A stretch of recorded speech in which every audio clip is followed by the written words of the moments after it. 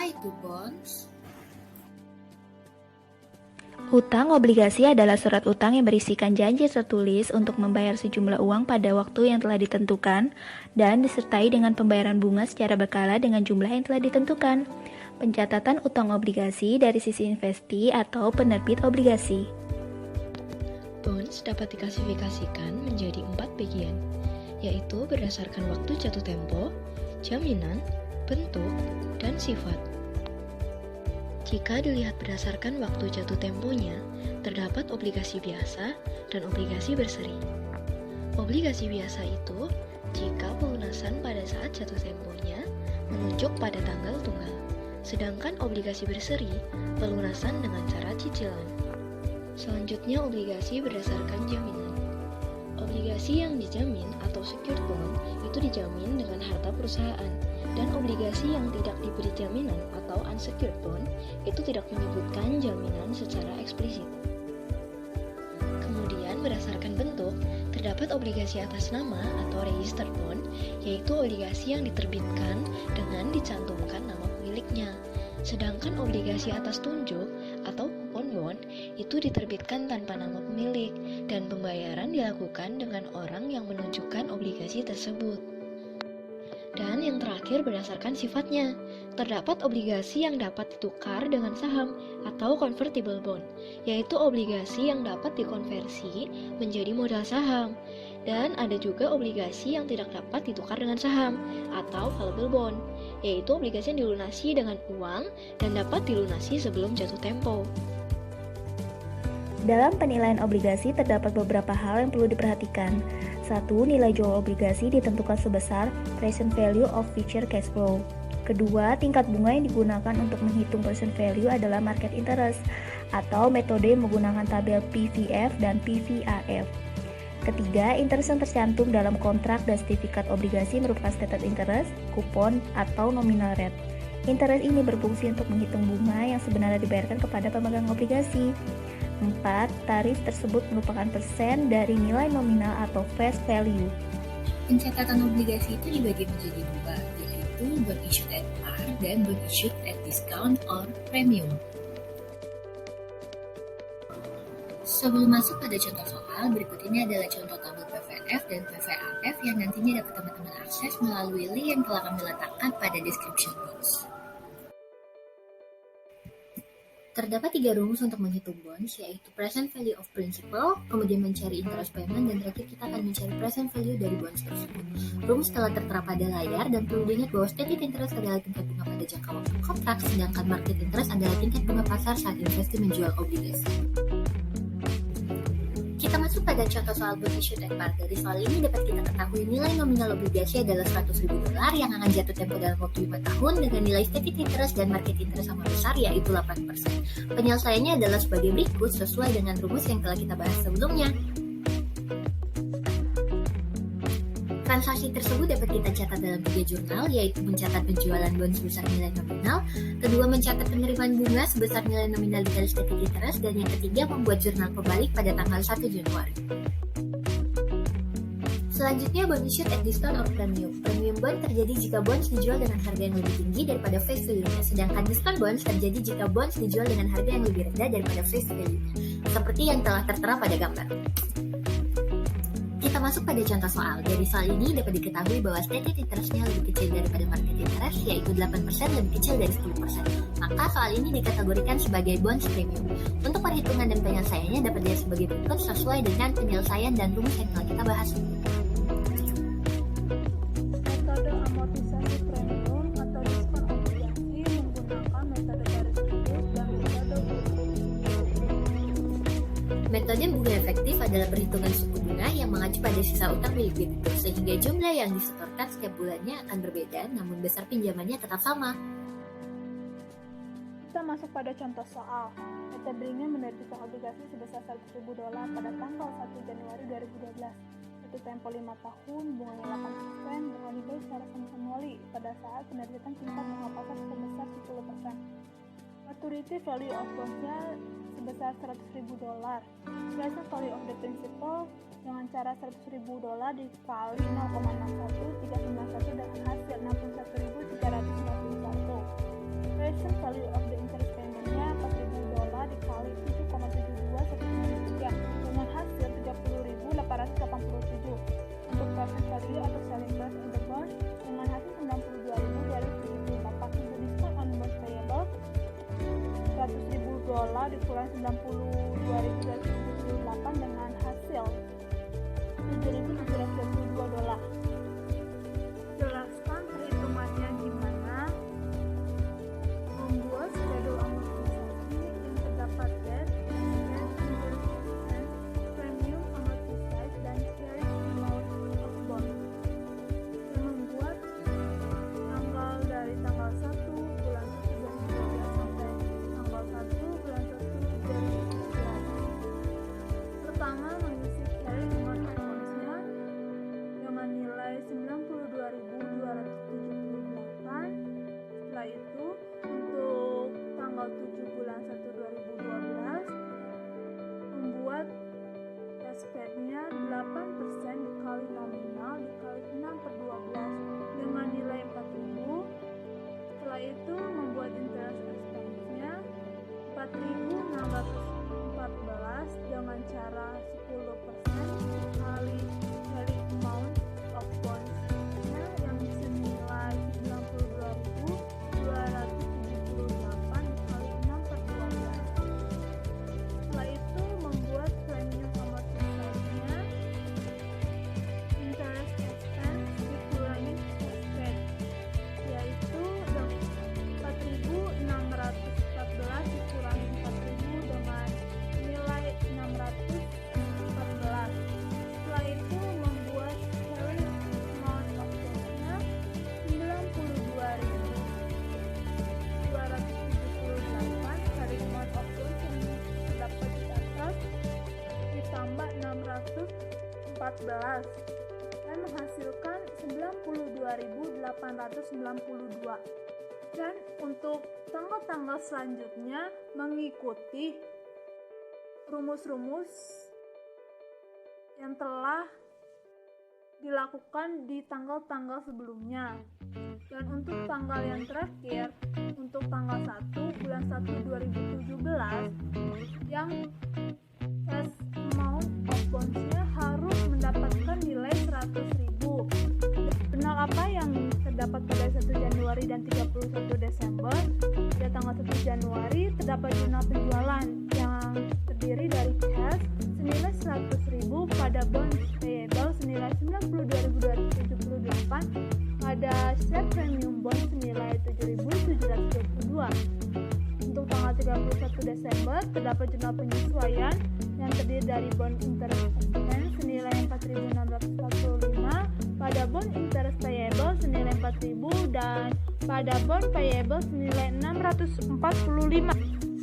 Accruing interest.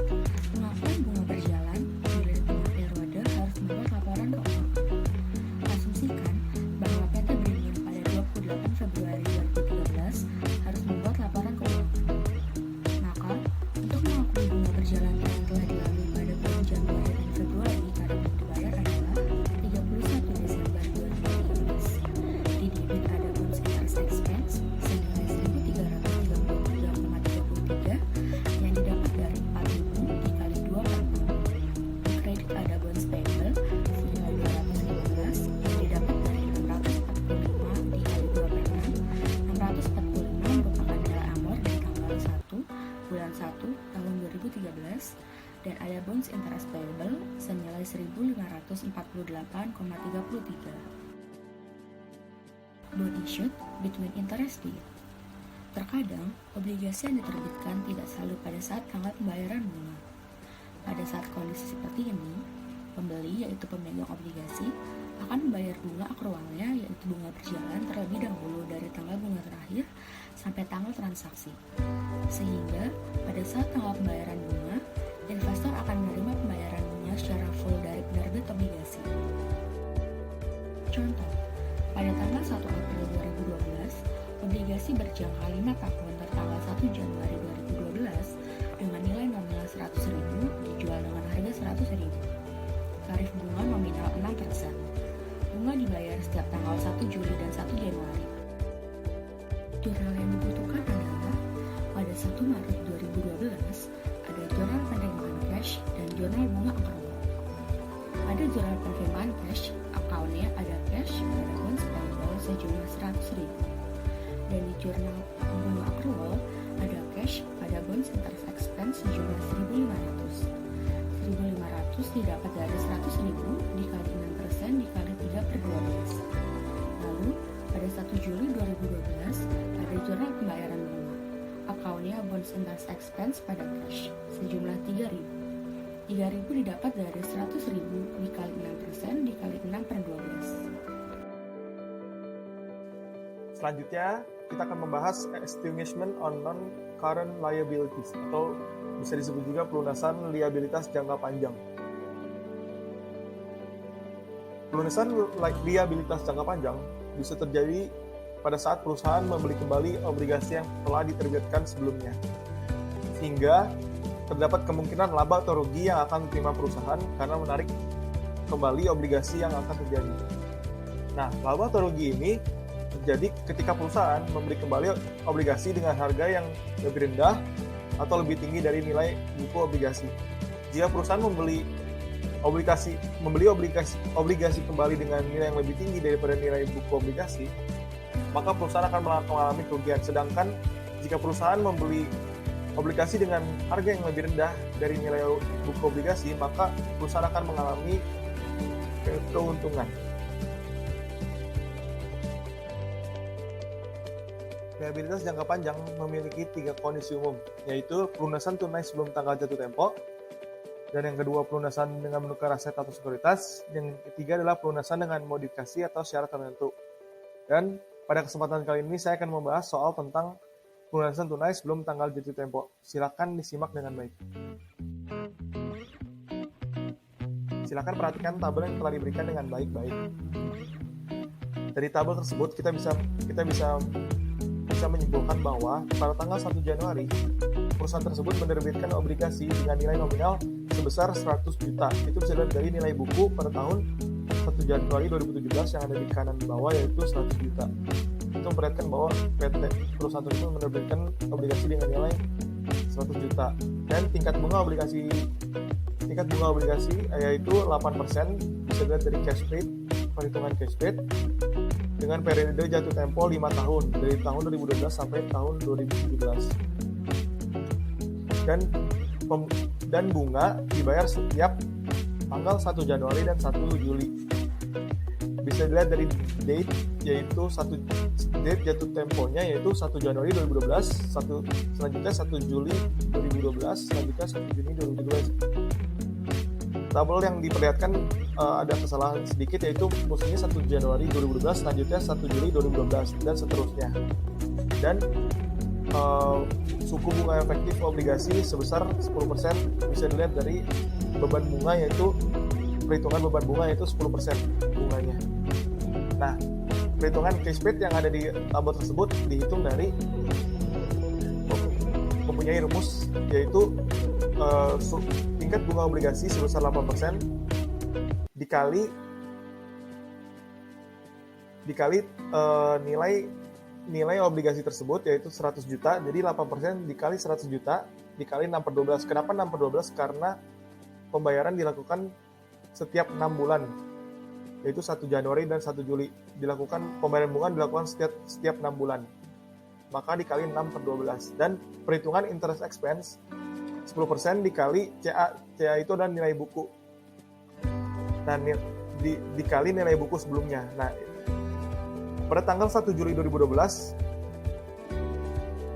nilai CA yang dipakai adalah nilai buku pada tahun 2012 tanggal 1 Januari, sehingga perhitungan beban bunga adalah 10% dikali 92.278 dikali 6/12, dan didapati hasilnya yaitu 4.614.000.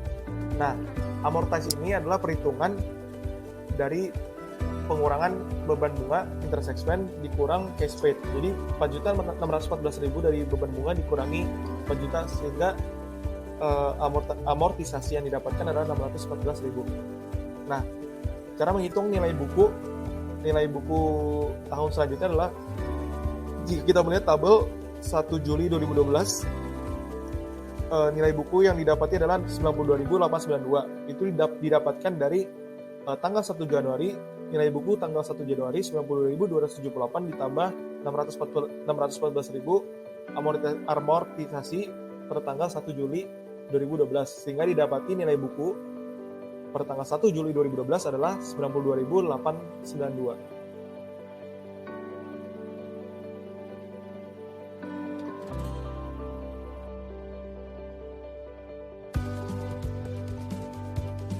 Kita akan masuk pada soal nomor 1, yaitu pada 1 Juli 2014, perusahaan menarik seluruh obligasinya dengan tingkat harga 98.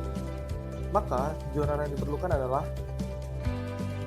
soal ini masih berkaitan dengan tabel yang kita bahas sebelumnya. Nah, pada soal ini memperlihatkan bahwa perusahaan membeli kembali obligasi yang telah diterbitkan dengan tingkat harga 98. Nah, jadi langkah pertama yang harus kita lakukan adalah mencari nilai buku pada tanggal 1 Juli 2014. Jika dilihat dari tabel, maka nilai buku 1 Juli 2014 adalah 95.671.000. Sedangkan harga reakuisisi obligasi di tingkat harga 98.